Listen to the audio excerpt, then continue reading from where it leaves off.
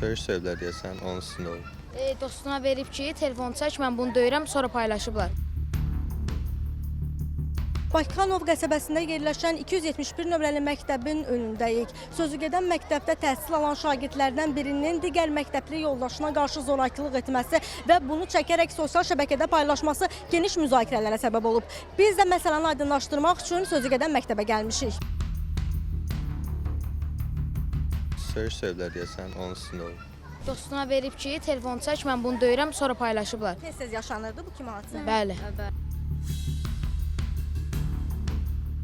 Bilənə görə həmin şagird digər şagirdlərə dəfələrlə şiddət göstərir. Yox, valla mən ailənin yəni uzaqdan yaxşından qonşuyuq, tanıyıram. Uşaq da yəni ciddi problemi olan uşaqdır. İndi sözləri bir-birinə çəp gəlib. Elə bilirdim çoxdan videosudur, dünən atmışdılar.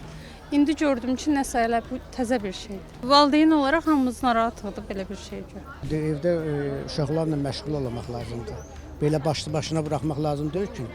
Baş verən hadisə ilə bağlı məktəb direktorunun müavini bildirdi ki, hadisə tənəffüs vaxtı 9-cu sinif şagirdləri arasında baş verib.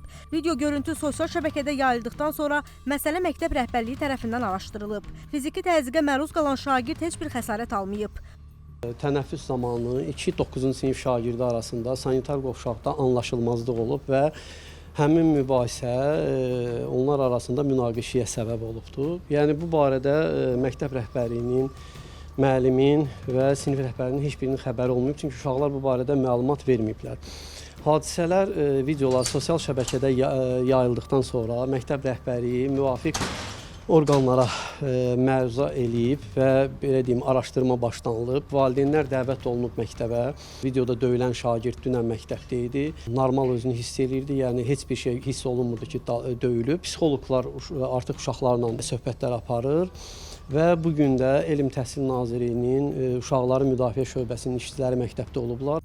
O da bildirildi ki, məsələ aidiyyəti qurumlar tərəfindən nəzarətə götürülüb, araşdırmalara başlanılıb. Həmçinin hüquq mühafizə orqanları tərəfindən müvafiq araşdırma aparılır.